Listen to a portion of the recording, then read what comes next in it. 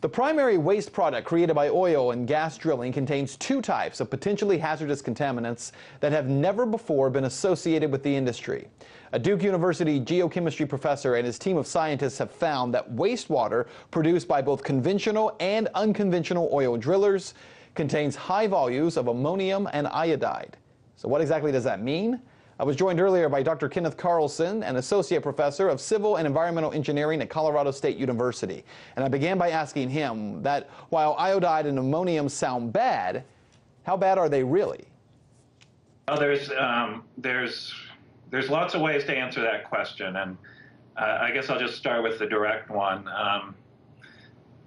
Ammonium is certainly toxic to waterways. It's a primary contaminant from wastewater plants, from domestic wastewater plants, meaning coming from humans. It also another big source is agriculture, fertilization, animal waste ponds. So it's an important contaminant in a stream.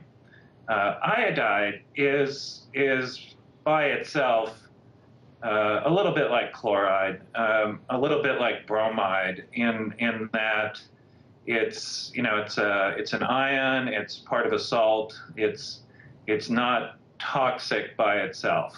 So and there are other sources of iodide also. You said it's not toxic. Really aren't that unusual and of concern. You said it's not toxic by itself when you were speaking of iodide. Does it become toxic when it is combined with ammonium or with some of these other chemicals? It's part of a process called disinfection byproduct formation. And the reason I mentioned bromide and chloride is because the same reaction can happen with them.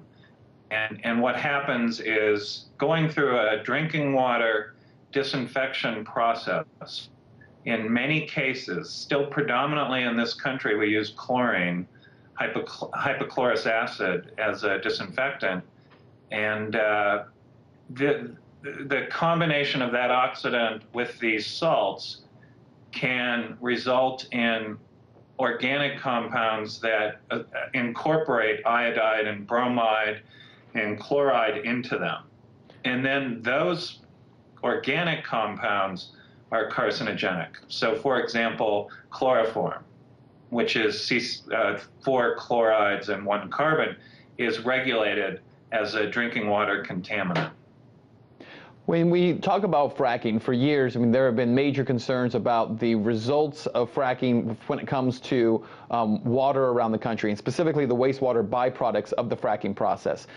Do you think, when we look at this, for instance, one of the studies shows that when it comes to the energy industry wastewater outflows, that at times the ammonium levels are 50 times higher than what the U.S. EPA has in terms of the water quality threshold? Is this something that needs to be studied further, do you think, and with more scrutiny?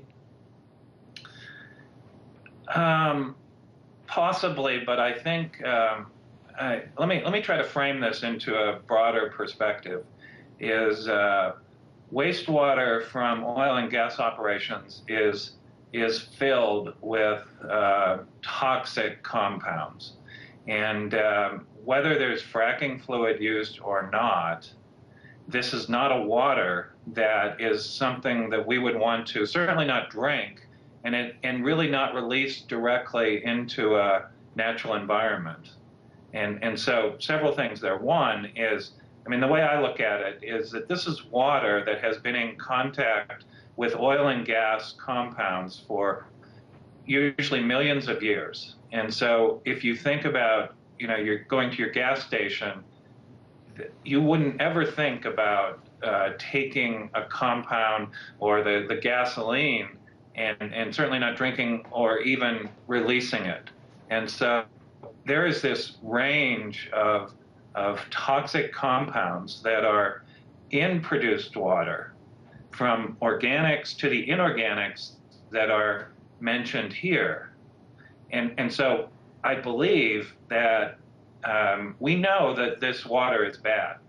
one of my areas of research is how do we handle the water? How do we treat it to make it acceptable for particular uses? Essentially, what you're saying then is no matter what the process becomes for fracking, whether it's new technologies or a better process here, if the water itself that we're talking about that is below the surface, that is in contact with the natural gas and oil, if that water is already contaminated, there's really nothing you can do if we're talking about the process of removing that water and allowing it into streams, creeks, or into the water supply in general. Is that correct? Yes, yes, that's right. And so, to me, the focus, and this is what we do a lot of our research on, has to be, let's start with the premise that this water is bad, and it has. I mean, I suppose it could have various levels of badness, but they're all pretty bad. And so we need to. There's several things we need to do. One, the article mentions spills.